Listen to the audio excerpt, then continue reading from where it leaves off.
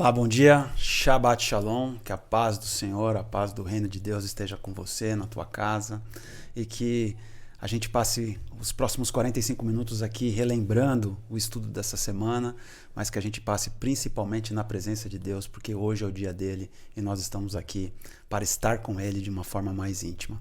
Neste sábado pela manhã, continuamos estudando o Evangelho de Marcos, hoje já estamos na lição de número 7. O tempo realmente voa, já estamos na metade da lição e o tema dessa semana é maravilhoso. É a primeira parte deste tema, Ensinando Discípulos, que vai se estender até a semana que vem. Esta é a classe Lição Cast, transmitida diretamente do estúdio aqui da Igreja do Juvevê, Rua Arthur Loyola 70. Você é o nosso convidado para estar aqui conosco. Se você não pode estar aqui, nós somos a sua classe virtual, interativa e fazemos isso ao vivo para chegar até você e você se sentir abraçado, se sentir envolvido e participando de uma classe de escola sabatina para estudar a Bíblia e para estarmos mais próximos do nosso Deus. Hoje pela manhã temos aqui dois convidados especiais, a Neuza Gruber, que é a nossa líder do Ministério da Mulher aqui na Igreja do Juvevê, uma colega de profissão, uma advogada, não é? E também temos aqui um repeteco do pastor. O pastor já é da casa e já é figurinha carimbada aqui com a gente. Pastor Santos, que está aqui mais uma vez nos ajudando para a gente compartilhar a lição. Que bom que vocês estão aqui. Neuza, o pastor já fez essa parte, então eu vou passar para você, né? A gente tem uma pergunta clássica aqui na abertura do nosso programa, que é como é que o cristianismo bateu na porta da tua casa? O cristianismo bateu na porta da minha casa quando minha mãe engravidou de mim, né? Eu já sou filha de pais cristãos, adventistas, avós adventistas, bisavós evangélicos, trisavós evangélicos. Então, assim, eu tenho esse privilégio de ter nascido num lar onde a palavra de Deus era pregada. Amém. E isso é um privilégio. Realmente é um privilégio. E como é que você chegou aqui no Juvevê? Como é que é a tua história com o Juvevê?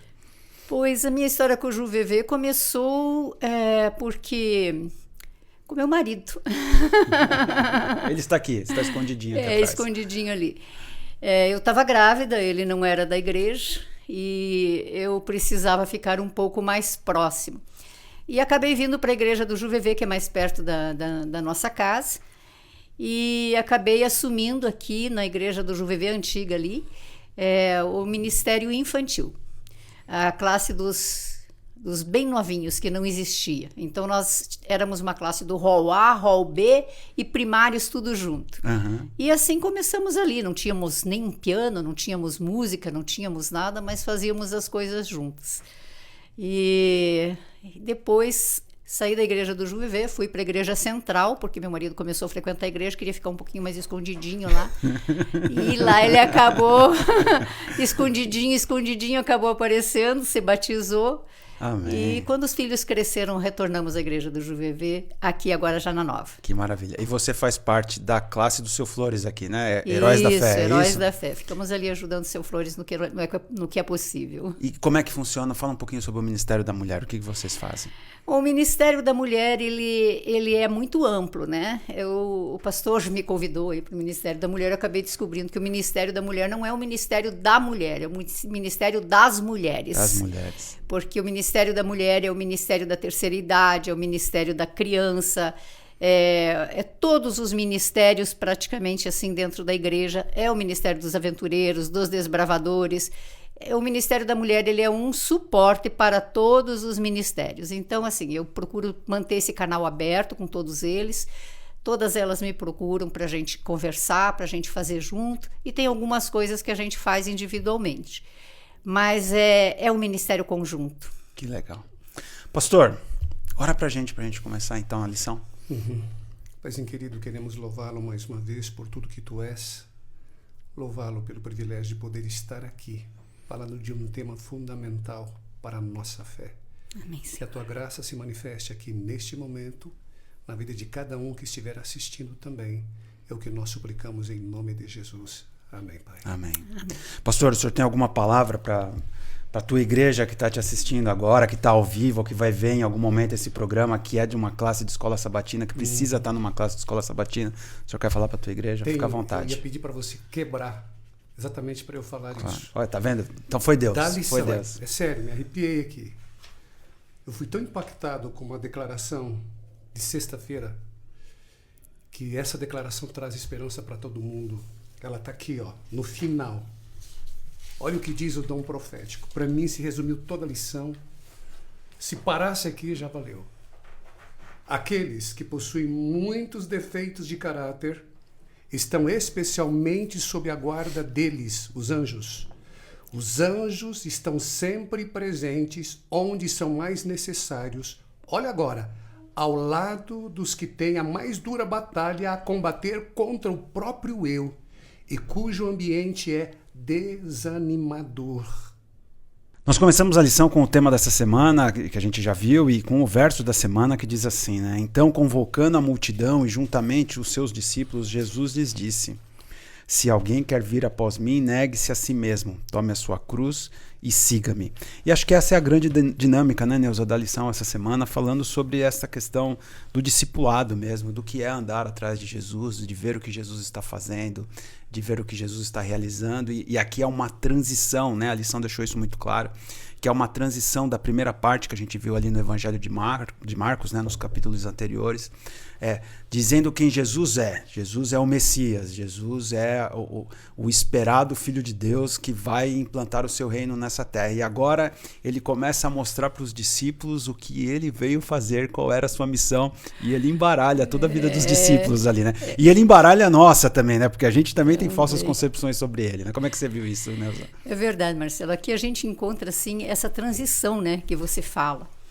Até ali, Jesus trabalhava para que as pessoas tivessem fé, e os milagres vinham nessa toada, para que as pessoas confirmassem a fé, para que elas vissem, e de repente ele muda. Ele muda. Agora vocês já viram, agora vocês precisam crescer para a maturidade na fé, porque vem tempos difíceis. E como isso é atual. Fantástico, é verdade. Pastor, para mim assim, me impactou bastante esta forma como a lição fez essa transição, né, e deixou claro essa transição, e como isso transforma a nossa vida agora, né? E a gente tem essa preocupação aqui no Lição Cast, né, da gente conseguir enquadrar para o nosso dia a dia agora, né? A importância teológica, a importância histórica, mas a lição, eu sempre gostei de estudar a lição dessa forma, né? O que a lição diz para mim hoje, né? Amanhã, a hora que eu saio de novo para a vida, né? A hora eu faço meu estudo de manhã, e aí a hora que eu saio para a rua para trabalhar, para estudar, enfim, para viver, como é que a lição me transforma hoje? E eu queria que o senhor abordasse um pouco desta questão das nossas falsas concepções sobre quem Cristo é, e como é que a gente monta um Cristo particular para a gente e sai desse Cristo que é o bíblico, que é o que está se revelando e se mostrando para nós. É interessante porque nós temos a tendência de montar Jesus de acordo com o meu consumo, de acordo com aquilo que eu acho. Não é bem assim. Talvez seja dessa forma. Aí eu vejo um Jesus dizendo assim, não é desse jeito. Eu não vim aqui para salvá-los dos romanos, eu não vim aqui para trazer um mundo diferente para você viver em paz e para você ter tudo aquilo que você precisa, para você ter a sua nação de volta. Eu vim aqui para te oferecer uma outra coisa. Não é o que você está esperando. Não fale do Messias. Por quê? Você fala, mas por que Jesus não queria falar? Porque o Messias tinha conotação política. Sim. E esse não é o ponto. A política é importante, ela é importante. Aliás, todos nós somos políticos. Se eu moro na cidade, eu sou político. Sim. E eu dependo das ações deles. Está na polis. Está lá. Uhum. Não tem outra coisa. Eu sou antipolítico. Não pode ser. Você está vivendo na cidade. Sim. É impossível. Mas esse não era o foco. Ele veio aqui para implantar um novo reino. E era isso que ele queria colocar na mente deles. E foi difícil, por isso. Os milagres, como ela colocou aqui, que ele fez, tinha a ver com isso. Tudo que ele viveu na lição aqui, o foco era esse, transfiguração, tudo tinha um objetivo, nada acontecia por acaso. Ele acordava de manhã, vou fazer isso, vou ressuscitar aquele, vou... Não, ele tinha um objetivo para isso. Tudo havia um objetivo. E qual era o objetivo dele? restauração do homem, implantação do reino de quem? Dele. Exatamente. Não tinha nada a ver com aquilo que eles imaginavam. Ou seja, era um desafio naquela época. Imagina agora. Neuza, o pastor falou uma coisa aqui que eu gosto dessa imagem. Jesus, ele quebra os padrões, né?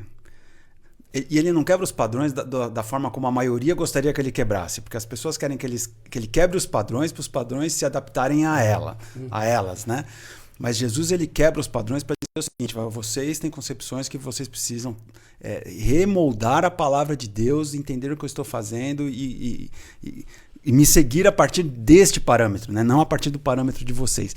E aí vem esse milagre aqui, que ele faz o milagre em 2 vezes, né? Ele começa de um jeito e, né? Parcelou. É um milagre progressivo. Parcelou, né? Parcelou o milagre. E isso me chama muita atenção, Neuza, porque assim, Jesus poderia piscar e o milagre acontece. Jesus poderia nem fazer nada, só pensar e o milagre acontece. E a gente vê isso na Bíblia, né? Tem vezes que ele falou e o milagre aconteceu. Tem vezes que ele falou, volta para sua casa, já está tudo certo lá. Tem vezes que ele resolveu cruzar a cidade, né? Andar muito e ir até lá. Como é que você vê essa questão do que Jesus ensinou aqui com mais essa mudança de parâmetro que ele faz? Pois é, Jesus sempre chega aqui com break news, né? É verdade. Então, na verdade, por que o cego? Vamos pensar. Por que um cego? Porque o cego, ele precisa ser conduzido. O cego, ele não é independente. O cego, ele precisa ser trazido. E isso é muito atual, como eu digo, eu gostei muito dessa lição porque ela é muito atual. Como você disse, a gente tem que trazer pra gente, né? Uhum. Então, assim, o cego, ele precisa ser conduzido, ele precisa ser trazido. E para ele ser trazido, ele tem que ter amigos. E qual é o nosso papel nisso? Fantástico. Né? Qual é o nosso papel nisso? Como que nós estamos diante desse cego? Como o pastor falou, ele podia simplesmente falar, mas não. Ele vem fazer, podia ser o milagre da mulher que sangrava, podia ser outro, mas não, o milagre de um cego, porque ele precisa ser conduzido, ele precisa ser trazido e ele precisa de amigos. Sim. Precisamos prestar atenção nisso. Outra coisa, eu vi uma expressão muito interessante essa semana que diz assim, que aqui acontece uma dobradiça do evangelho.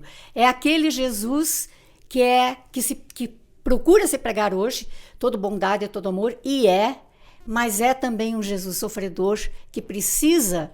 Ninguém chega à vitória sem sofrimento. Sim. Nós acabamos de ter aí uma Olimpíada. Para você encontrar uma vitória, você precisa ter sofrimento. Você passa por isso, obrigatoriamente por isso. E Jesus traz esse cego. E o que ele faz?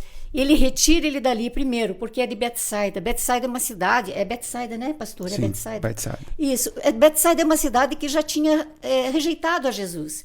Então ele retira aquele cego dos holofotes. Ele tira o milagre dos holofotes. E ele leva aquele cego de uma maneira individual. Quando os holofotes estão muito sobre a gente fica muito preocupado com o que está acontecendo. E a gente precisa desse toque pessoal. E Jesus vem aqui e faz esse milagre de maneira pessoal para mostrar, olha, eu não sou só um Jesus da multidão, eu sou um Jesus teu. Eu vou te tocar para você transformar tua vida. Eu preciso falar, você precisa me ouvir, mas você precisa ter um encontro comigo. Sim. Você precisa de mim. Eu preciso estar com você e eu estou aqui com você. E Jesus tocou 2 vezes, tocou nos ouvidos, abre os ouvidos, abre sua boca. É assim que o cego pode trazer outros cegos, porque um cego não conduz outro cego. É verdade. Né? E curioso, né, pastor? Porque a lição ela trouxe esse enfoque aqui que Jesus talvez tenha feito isso como uma ilustração do nosso desenvolvimento espiritual, porque nós mesmos, né, mais uma vez trazendo para a nossa realidade, né, nós mesmos, às vezes, a gente tem concepções bem parciais das coisas. Né? A Neuza falou sobre a questão dos esportes, né, e Paulo é aquele que fala muito sobre os esportes como uma metáfora do nosso desenvolvimento espiritual, e o Paulo também fala assim, né, fala, ó, por enquanto a gente está vendo aí como por espelhos, né? Mas vai chegar um momento em que a gente vai vê-lo de fato, face a face, né? Como é que o senhor vê essa questão desse desenvolvimento espiritual que está narrado aqui? Porque eu vejo esse milagre aqui como uma parábola. Ele estava falando aos discípulos. Eles tinham olhos, mas não estavam enxergando. Eram cegos espirituais. Então ele pega o homem lá e mostra, faz em 2 partes. Tá difícil, né, camaradas? Eu vou ter que explicar outras vezes aquilo que vocês não estão vendo. Meu mundo não é daqui, não. Será um dia, mas ainda não é. Então, ele está mostrando que eles precisavam enxergar aquilo que eles não estavam enxergando. Aí você vê muito claramente quem vai ser o maior, que a lição vai abordar ainda. Quem vai ser o cara? Jesus está dizendo, não, peraí. Como eles tinham concepções completamente erradas, né, do que Jesus veio fazer, né? É o que nós temos hoje. Sim, exatamente. Cara, amigo, você olha... É a nossa história. É a nossa história. Ele está falando não para eles, é para nós aqui.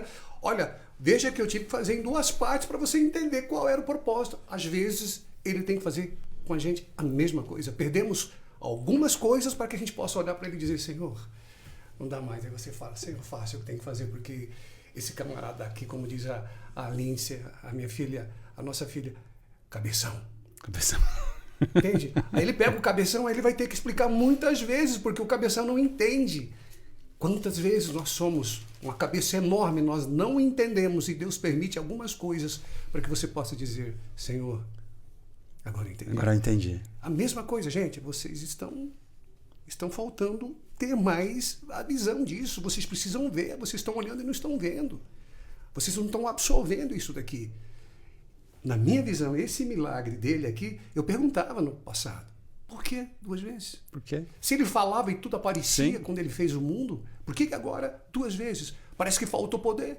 Não, Deus não faz nada por acaso, meu amado. Tudo tem objetivo. Para isso ele veio. Ele ficou pouco tempo aqui, então ele tinha que aproveitar todos os momentos que ele tinha para que o reino aqui fosse instaurado, para que o reino dele aparecesse para todos e as pessoas vissem que ele não estava preocupado com aqui. Ele estava preocupado com o reino, porque o reino é que traz a salvação eterna. Aqui é por um tempo apenas. Aí, Neuza, dentro desse cenário aqui, que o pastor até ampliou, né?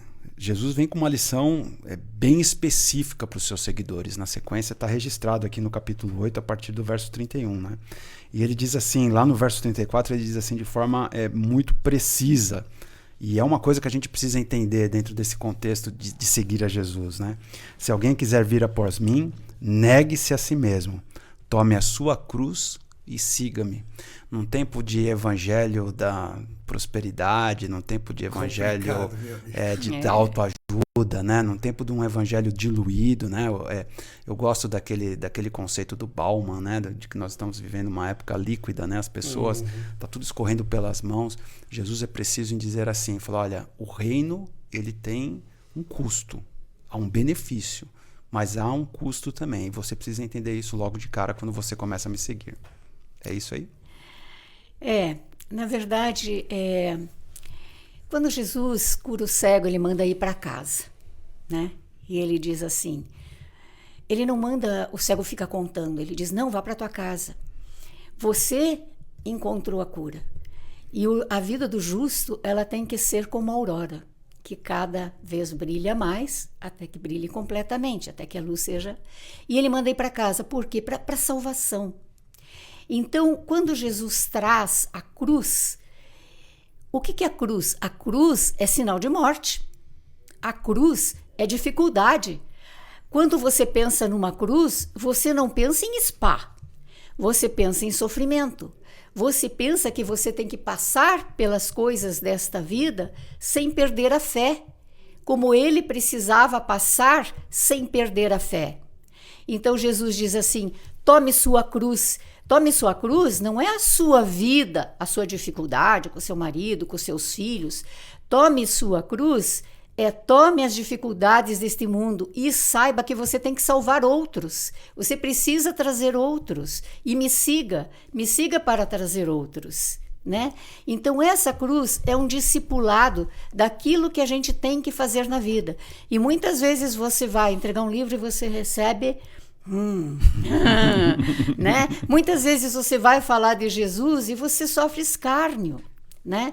Muitas vezes, mas você precisa manter firme tua posição, como Jesus manteve a dele. Então, tome sua cruz e me siga, é isso. É saber que existe morte no final, mas não é esse fim trágico, porque Jesus, ele diz, tome tua cruz e me siga, por quê? Porque tem uma vitória. Sim. Né? O que a Bíblia diz? Aquele que perseverar terá a coroa da vida. Então tome sua cruz e busque sua vitória, busque sua coroa. Não fique preso aqui.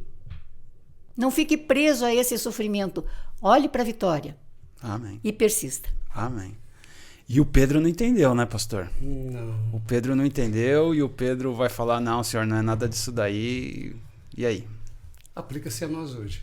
Exatamente. Se você tem lá vários seguidores, se você fala da importância de você tomar a cruz, não colocar numa joia e pendurar no pescoço, é fácil, meu irmão. Quero ver você pegar a cruz da evangelização. Aí a pessoa diz assim, eu não quero isso para mim. Como disse o pastor Odailson ontem, se você apresenta a cruz, você perde um monte de seguidores, porque eles não querem a cruz. Não é palatável. Não, eles não querem, as pessoas não querem Não a é cruz. palatável. E os discípulos também não queriam a cruz. Aí Pedrão achou assim, igual um professor meu dizia, o Pedrão achou que ele ia ajudar Jesus. Ô Jesus, espera aí, esse negócio de cruz, estou ameaçando o Senhor, deixa comigo. Esse negócio de cruz, esqueça isso, jamais vai passar por isso. Meu irmão, era o universo inteiro contemplando a cena. Se Cristo não morre ali, o que ia acontecer com o universo? Sim. Não era apenas o planeta Terra, não. O foco era aqui, mas o universo inteiro contemplava a cena. Era uma e foi visão afetado. distorcida, né, pastor, da Imagina, realidade. era o universo inteiro. Sim.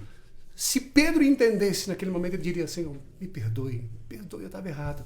Ele entendeu depois, tanto que ele morreu na cruz. Na cruz, ao A contrário. cruz que ele falou, Senhor, ele morreu na cruz, ele entendeu o processo. E a cruz, quando ele coloca aqui, não é a cruz de salvar você, é a cruz de levar o evangelho para outros, como ele estava fazendo. Toma a tua cruz e segue a Cristo. Porque pregar hoje é um desafio. É um desafio. Falar da cruz é um desafio. Sempre foi, né, pastor? Em todos os tempos, né? Sempre foi um desafio falar sobre a cruz. Me marca assim, muito nesse tempo que a gente está vivendo, e a gente acabou de ver isso, a Neuza citou a questão das Olimpíadas, né? E a gente acabou de ver isso, né? Como o cristianismo ele é atacado de forma generalizada, né? Você não vê isso com outras religiões, ao contrário, você vê uma proteção para outras religiões. A gente está vendo isso, por exemplo, na Europa, no Reino Unido, né? No Reino Unido, se você falar contra uma determinada religião, um determinado povo, a polícia está indo até a casa das pessoas e está prendendo por uma simples publicação na internet. Mas é o mesmo local onde uma mulher parou na frente de uma clínica de aborto e ficou quieta, orando na frente da clínica de aborto, uma cristã, e foi presa. Percebe? Como há claramente dois pesos e duas medidas, né? Então a gente vive num mundo que se a gente tivesse alguma dúvida de que esta mensagem é a mensagem verdadeira, né? A sinalização é muito clara pra gente de quem que o diabo está batendo, né? A de liberdade quem que ele tá é para o mal. atrás. Exato. Não há liberdade para o bem. A Sim. liberdade é para o mal. Se você procura falar aquilo que é certo, certo é certo, seja o seu sim, sim, o seu não, não. Se você procura falar o que é certo, você está errado. Como assim você está errado? E isso começou com a verdade relativa. Uma coisa meio recente. Você lembra quando começaram a falar de uma verdade relativa? Sim. Agora diz que a democracia é relativa, tudo é relativo. Tudo é relativo. Né? Então, assim, como relativo? Digo, não existe relativo, existe certo e existe errado. Sim. Ah, mas o teu certo é o teu certo. Eu digo, não é o meu certo. O meu certo está aqui. Não é o meu certo. Existe um certo determinado por aquele que te criou. E assim, não é certo você pegar um carro e colocar o óleo errado. Você está certo? Não, você está errado. Por quê? Porque o fabricante diz que o óleo não é aquele. Sim. Então, assim, o meu certo não está em mim, o meu certo está aqui no meu manual. Sim. E essa verdade sempre foi atacada. Mas isso não é novidade, né? Porque a Bíblia fala que o certo é loucura para o homem, Sim. mas é o reino de Deus. E Hitler, ele fez dizendo que estava certo. Sim. O certo dele Sim. matou milhões. Sim. Sim. Tá? Você vê cada assassinos aqui no Brasil. E foi de apoiado, massa e foi apoiado pelo sistema. pelo sistema. Matou Foi apoiado milhões. pelo Então, sistema. o meu certo pode estar errado. Por isso que eu tenho que ter algo aqui para dizer, opa, o meu certo está errado. E o certo subiu a montanha, pastor. O certo, o verdadeiro, a verdade, a vida, ele subiu a montanha e encontrou com Elias e encontrou com Moisés. Fala um pouco sobre isso. Agora o senhor está livre para falar do ponto de vista teológico, pastor. Fala. Isso aqui foi muito legal. Foi. A transfiguração de Jesus Era a glória do reino ali. Era um vislumbre do que iria acontecer para que os discípulos olhassem e dissessem: gente, esse camarada sujo, sem pentear o cabelo direito, cheio de pó, olha o que ele virou. Olha o que nos aguarda no futuro. Você entende? Ali foi apresentado para eles o que iria acontecer no futuro. A glorificação de Jesus, a nossa glorificação quando ele voltar. Não vai existir mais esse camarada aí. Não vai ter mais isso aqui. A perfeição que aconteceu ali, ficaram assim, ó. Que Pedro ficou sem saber o que fazer. Vamos fazer cabana. Para que cabana? Cabana. Ele não tinha o que falar. Ele tinha que falar. O Pedro era o primeiro. Ele era impossível. Tinha que falar alguma coisa. Tinha que falar alguma coisa. Jesus olhou e falou: cara, eu tô aqui mostrando, o cara vai dizer assim para mim que tem que fazer cabana. Tá Jesus transfigurado, tá Moisés ressuscitado e tá o Elias trasladado. Eu vou fazer uma cabaninha. O que é uma cabana para aquilo que estava acontecendo? Para divindade na presença Amigos, deles. como nós somos Pedro. Olha o que Deus tem pra gente, amado. Olha o que Deus tem. Aí fala assim, não, então quer dizer que antes que esses camaradas morram, eles vão ver. E eles viram. Eu gosto demais.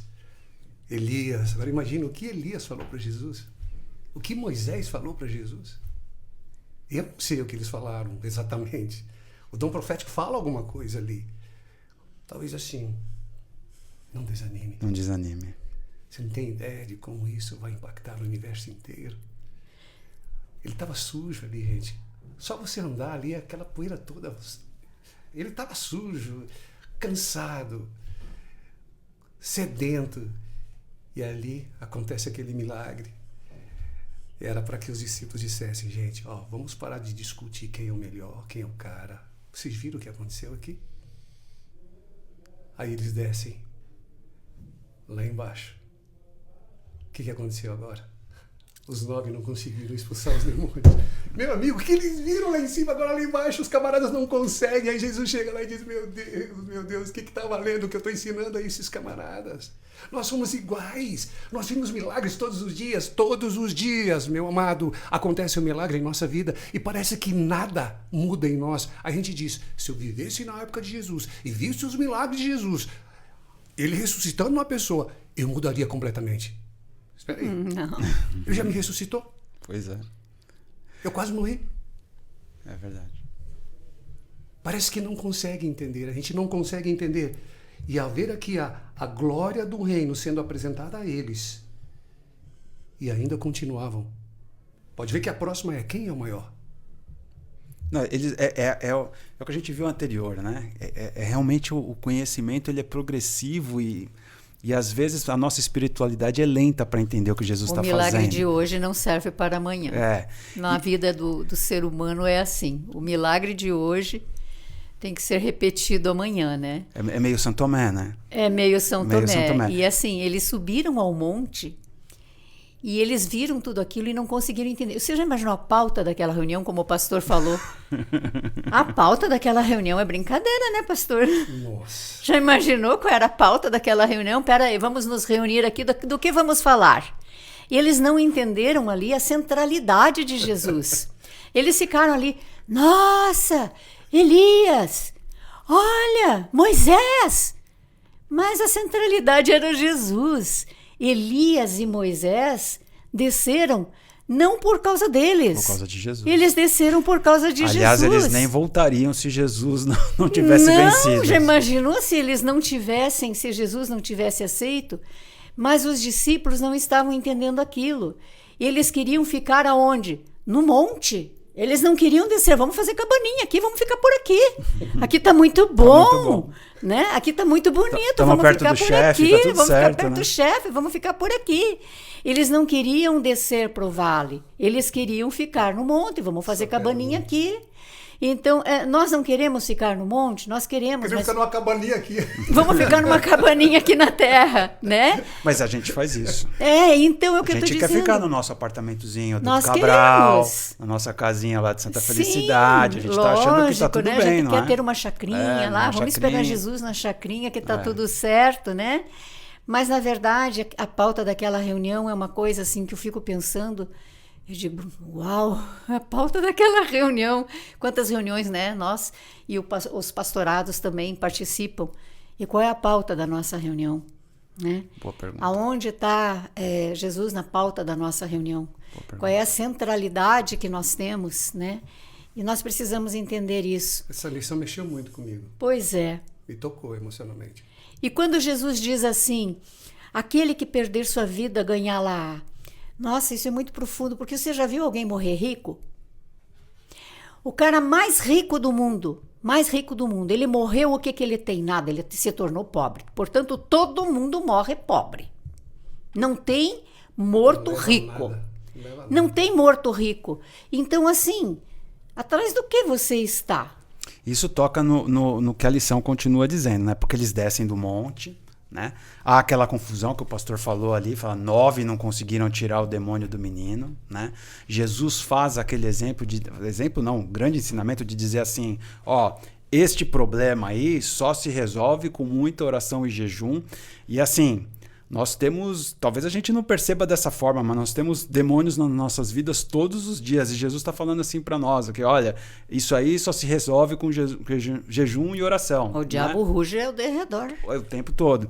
E aí, diante de todo esse cenário da ata da reunião, de Jesus fazendo mais um milagre que eles não conseguiram simplesmente resolver, a conversa entre eles é: quem de nós é o maior? E uma coisa me chama muita atenção aqui, porque Jesus pergunta para ele o que é que vocês estão discutindo, e eles ficam quietos. Eles perceberam, eu acho, né, que a ficha deve ter pelo menos assim soado na cabeça deles, o quanto era absurda aquela discussão que eles estavam tendo, né? Há uma representação gráfica disso numa série que os discípulos estão em volta da fogueira ali, já estão se xingando já. É muito legal. Eles já estão se xingando e o Jesus não está na cena. Eles estão ali, já levanta e um já bate o dedo na cara do outro e tal. De repente eles emudecem, o semblante deles decai, porque eles veem Jesus vindo, e Jesus tinha passado o dia inteiro atendendo pessoas, curando pessoas. Ele está com a roupa suja de sangue porque ele deve ter abraçado pessoas doentes que estavam precisando de cura, e ele não fala absolutamente frase nenhuma, e ele vai para a cabana dele. Essa é a dinâmica, né, dessa filmagem que fizeram. E eu vendo aquilo ali, eu fiquei pensando assim, às vezes eu lembro de alguma das nossas comissões. Eu pensei, nunca foi daquele jeito, mas eu pensei assim, sim, às vezes é isso. É o que você acabou de falar, a gente fica discutindo uma série de coisas, o pano de fundo o meu plano é melhor do que o seu, e eu quero que você aceite o meu plano. E de repente passa Jesus e a gente fala assim, caramba, e agora? E aí, Neuza? Pois é uma coisa interessante, porque Jesus, o Evangelho é o Evangelho de ponta cabeça para o mundo, né? Então Jesus apresenta a autorrejeição, a autonegação. E os discípulos apresentam a autopromoção. Sim. E ficam naquela discussão e esquecem qual é o foco. Então, a gente tem muito disso, precisa aprender muito disso, né? Que essa autopromoção não leva a coisa nenhuma. Nós somos mais quando estamos juntos. Então, é aquela coisa, que nem um feixe, que a gente usa muito, né, na igreja, esse feixe amarrado com Jesus. Enquanto nós somos aquele feixe unido, né? De varas, uma aqui, e estamos aqui unidos. Se você tira uma, afrouxa. Se você tira outra, afrouxa. E daí? Vai quebrar. Então, enquanto nós estivermos unidos, não interessa o que um quer, o que o outro quer. Interessa a missão. Temos que ir atrás da missão, temos que ir atrás disso, não é o maior nem o menor, porque é na união que está o poder. E não na unidade, né? E Jesus diz assim, vocês não têm que ficar se autopromovendo, vocês estão perdendo o poder porque estão se dividindo. E a igreja hoje se divide, não é, pastor? Nós temos essa tendência de nos dividirmos, e a igreja luta contra isso, de nos dividirmos, de não estarmos juntos, de querer cada um se sobrepor ao outro. Isso não é de Deus, gente. Nós precisamos parar, que Jesus está na porta. Vamos olhar para trás e ver Jesus batendo, Jesus querendo entrar. E ele precisa entrar quando nós estivermos unidos então receberemos poder. Amém. É isso mesmo. Pastor, há uma transição na lição, né? Dessa questão da discussão entre os apóstolos, né? E aí tem uma parte teológica aqui que talvez seja menos importante para a gente, pelo menos no contexto do estudo da nossa lição, porque Jesus usa figuras, né? Ele usa metáforas aqui. A primeira metáfora que ele usa é a seguinte: olha, se o teu olho te faz pecar, arranca o teu olho. Se o teu braço te faz pecar, arranca o teu braço. Se a tua perna te... E ele dá esses exemplos como uma metáfora de uma coisa mais importante, e depois ele vai falar ainda sobre o inferno, e como está num contexto metafórico, é óbvio que o inferno que ele está falando aqui também é uma metáfora. Mas há um pano de fundo aqui, pastor, que é o mais importante aqui, que é a gravidade do pecado agindo na nossa vida. A lição deixou isso muito claro, né? E Jesus está querendo dizer assim: você quer ir para o reino? Você vai precisar deixar esses pecados para trás, você vai precisar se livrar disso, você precisa de mim para eu tirar isso daí de você. O interessante aqui, meu amado, é que quando ele diz assim, se for necessário, tira o olho ou corte algum membro do seu corpo, não era literal. Mas ele estava querendo dizer, é grave o que está acontecendo. Você não pode passar a mãozinha sobre o pecado. É grave. Ou seja, precisa de uma atitude que realmente possa mudar algo forte aqui. A ponto de, se for necessário, cortar o braço ou tirar os olhos. Era uma hipérbole, é uma maneira de expressão, uma linguagem. Ele não estava dizendo, vai lá e faça isso, senão você vai encontrar no paraíso um monte de gente sem a mão, sem o pé. Esse não é o ponto. Mas teria que ser uma atitude real, forte. Não podia brincar mais com isso. Em outras palavras, se você realmente quer, você está dentro de uma guerra entre o bem e o mal. É uma guerra real, meu irmão. Você tem que levar a sério. Você tem que usar o que você tem de melhor, que é a palavra de Deus. Uma vida pautada pelos princípios deixados por Deus. É desafiante? É, mas não tem outra saída. Isso é sério, não é brincadeira. Enquanto ele estava preocupado em despovoar o inferno e povoar o reino, os discípulos estavam preocupados em saber quem era o maior. E o milagre não aconteceu porque eles estavam pensando assim. Não havia como acontecer o milagre se eles não estavam ligados à fonte, cada um pensando em si. E agora quando você olha aqui, ó, e vê ele falando isso, eu vou cortar. Não. A cultura judaica não permite isso. Isso era algo ligado ao paganismo. Sim, não tem nada a ver. Mutilação. É sério. Em outras palavras, Jesus estava dizendo, isso aqui é muito sério. Tem a ver com vida ou morte. Se tem a ver com vida e morte, vocês têm que levar a sério. Eu não estou brincando. Eu não vim aqui para brincar. Eu não vim aqui para instaurar um reino aqui nessa terra. O meu reino é universal. Vocês não têm ideia do tamanho do meu reino. Vocês não têm ideia o que eu vim fazer aqui. Se vocês soubessem, vocês mudariam por completo. E ele teve paciência para que a mudança ocorresse.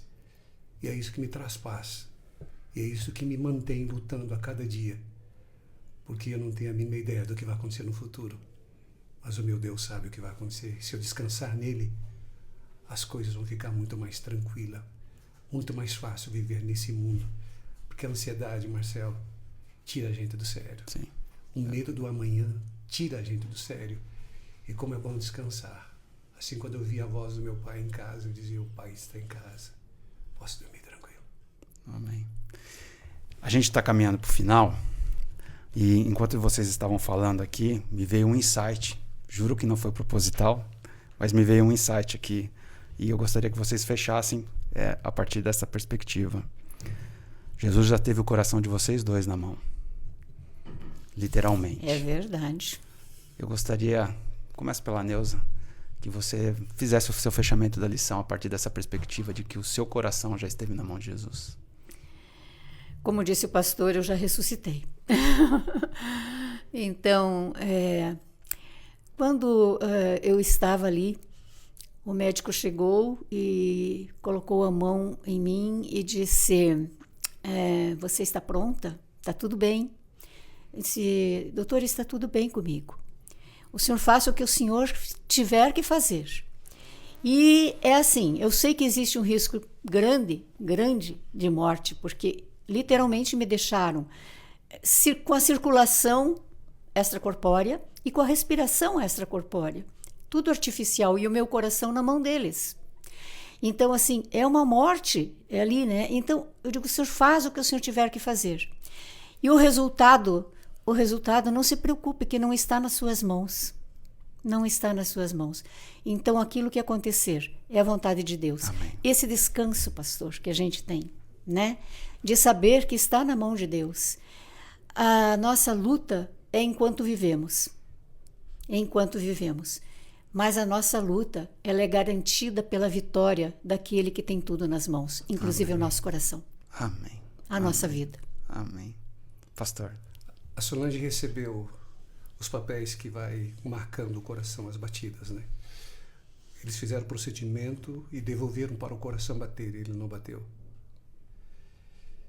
E ele ficou ali um tempo, tá bem assim, ó. Ela me mostrou. Até que eles mecanicamente levaram o coração a funcionar.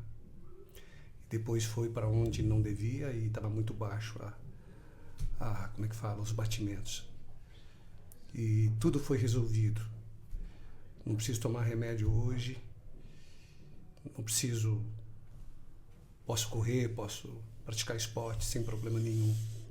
Mas aquilo me levou a pensar muito. Eu morri. De acordo com a ciência, eu morri. Eles trouxeram de volta. Significa que se eu acho que eu sou o cara, estou perdido. O meu Deus é o cara. Amém. Eu estou vivo graças a Ele. Amém. Então eu agradeço a Deus porque nós achamos, Marcelo, que somos alguma coisa.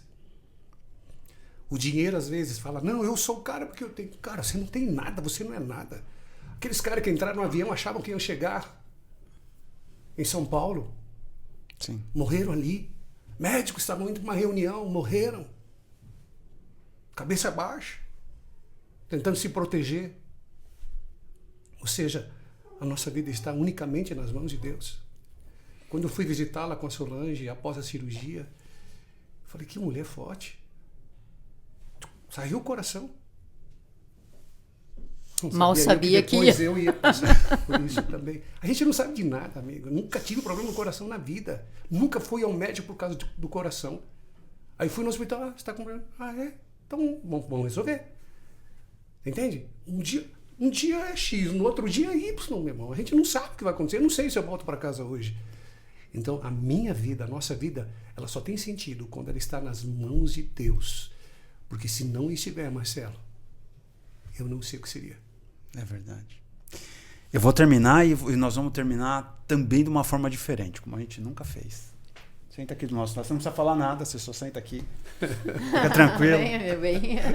A gente tem mais um milagre aqui na sala, né? Mais um mesmo. Vocês não sabem, mas eu conversei com a Neuza, convidei a Neuza para fazer este programa, e a Neuza falou assim, Marcelo, espera, eu preciso de algumas coisas que eu preciso saber antes de aceitar o convite. E essas coisas que ela precisava saber era sobre a saúde do nosso amigo aqui, que graças a Deus está aqui para contar a história também, não é? Neuza, ora pra gente terminar, por favor. Senhor nosso Deus, como agradecer se as nossas palavras são insuficientes? Como te louvar, Senhor, se os anjos te louvam tão maravilhosamente melhor do que nós? Amém.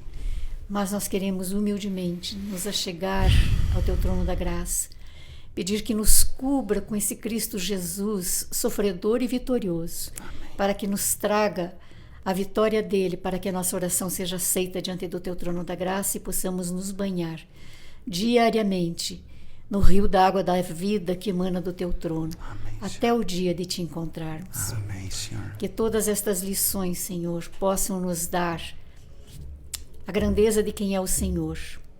Que nos mostrem, Senhor, o futuro brilhante que o Senhor tem para nós. E que nos anime os nossos queridos que estão nos assistindo, que eventualmente não possam vir na igreja, que estejam doentes.